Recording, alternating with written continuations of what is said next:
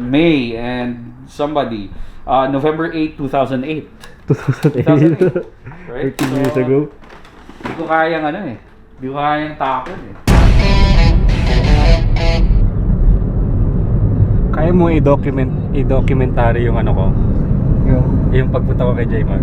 Ikaw na bahala ka mag-shoot. Ikaw bumuo ng documentary, ako mag-edit.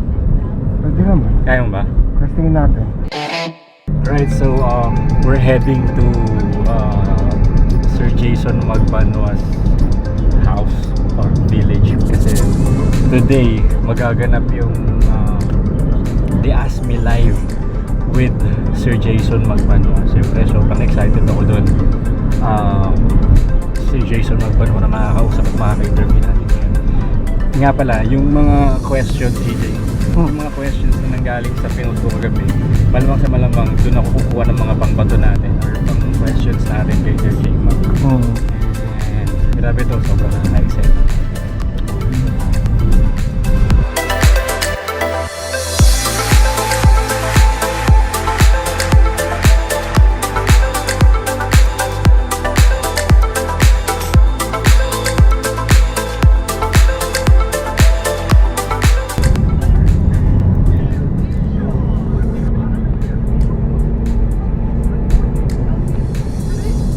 Ang gusto ko rin malaman Sir J. Mag, who inspire you to,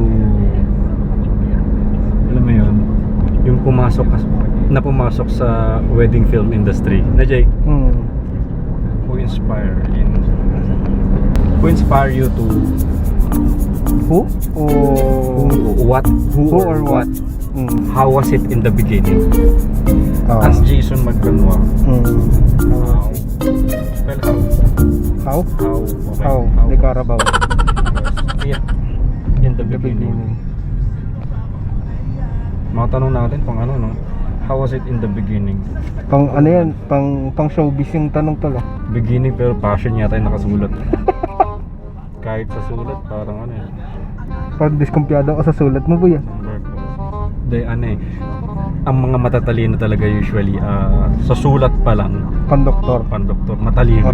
Kasi pag mag-aral no? Kaya pag pangit ang sulat mo, matalino ka kasi yung kamay mo sa sobrang bilis mong mag-isip parang nginig na lang.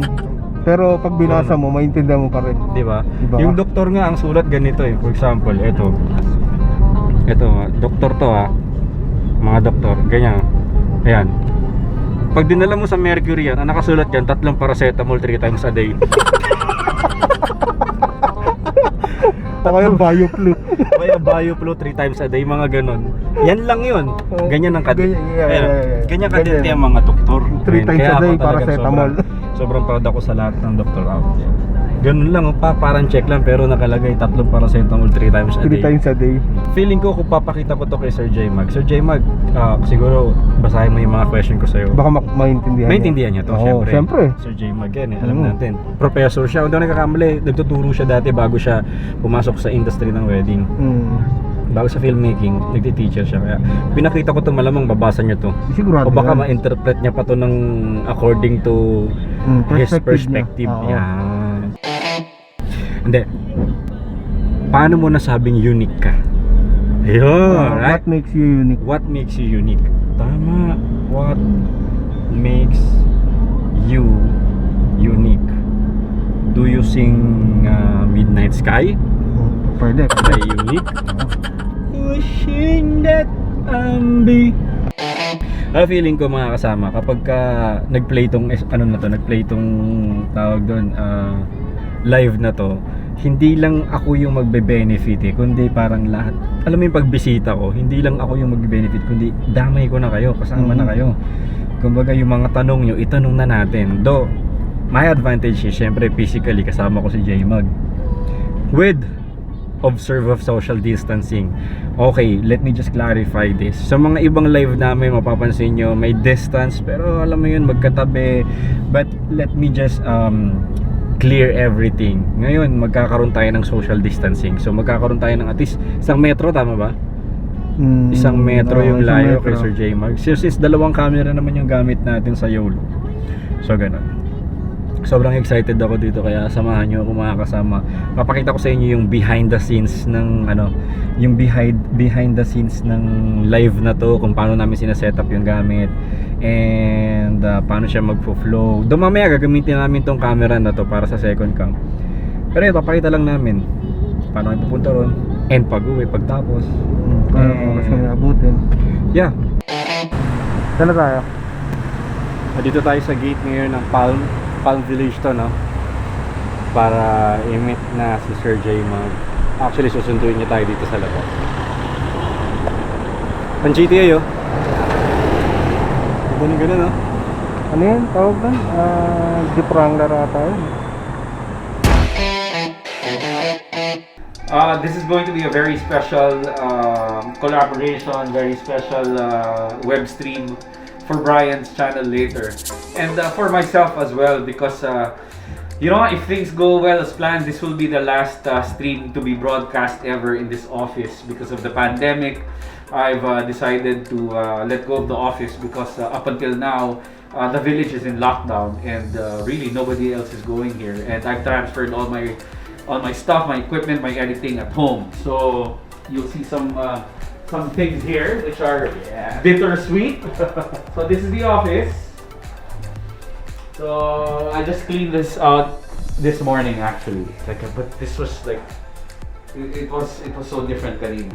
Alright, so just clean this out and then I'll show you upstairs.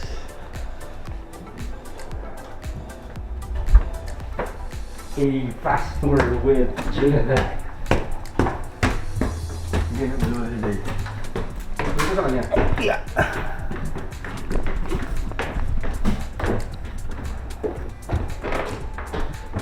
This is where some of the operations are. Those are the hard drives for backup. A few more. Kapitan mo yan, ready daw. It's a lot. That's backup A. Backup. Meron kaming off-site backup B. So ilang taon din yan. So all digital kami ng 2011, 2010. Sa lahat to, sir, may mga laman pa yan, ha? Oh, may naman yan. Hindi kami nagbubura. Hindi kami nagbubura talaga. So, Dami. we're proud of that. And then before, dati dito nag-edit yung mga editor, but then they decided to take home their machines. So stock room na lang to. So before, like at iMac, mga 6 to 7 here, and then they brought it home. So as you can see, we're starting to pack. These are the rigs. Some of the old DVDs. Meron tayong mga Blackmagic camera. Lima. Medyo nanggigil ako last last year eh. Dapat dyan na talaga kami papunta, pero medyo naon kami eh. Maganda camera. Pero of course, Panasonic users tayo. Wala na yung mga tapes dito, yung mga mini DV tapes nandyan lahat dati. Ito? Mga lumang camera natin, dumaan din tayo sa Sony. These are the FX1000s. And gimbal. Para sa mga bata-batang users, bata-batang viewers. So bibigyan kayo ng premyo ni Bryan kung alam niyo pa to. Mga to. I don't know. These are edited, these have been submitted, these are done basically. Pero for that reason, I mean, like, I'm sentimental. I can't throw it away. I don't know if I will right now because we're moving, but we've had this also. Let's say for example, this is the date. Mga dates natin dito. May and somebody November 8, 2008. 2008. Right? 13 years ago. Hindi ko kayang Hindi ko kayang takon eh. Memories yun eh. Ayun, so Meron pa dito. kasi nagkukulot din kami dito eh. Nagkukulot din kami dito on the side.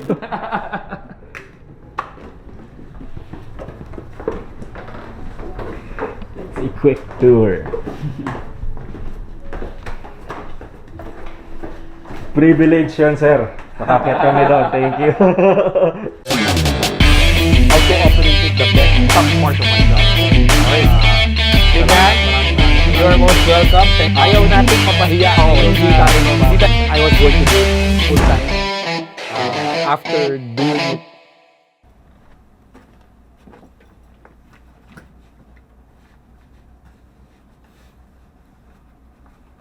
Natawa ako doon sa dalawang countdown. Sorry sa dalawang countdown. Tawa ko ng tao eh. It's a prank. It's a prank. Bukas pa pala. Doon ako natawa sa bukas pa pala. It's a prank guys, bukas pa pala. Dalawang countdown. Pagkatapos ng 5 minutes, 5 minutes ulit. 5 minutes ulit. Dalawang 5 minutes. Sige, minutes sa loob yan. Sa loob. Okay.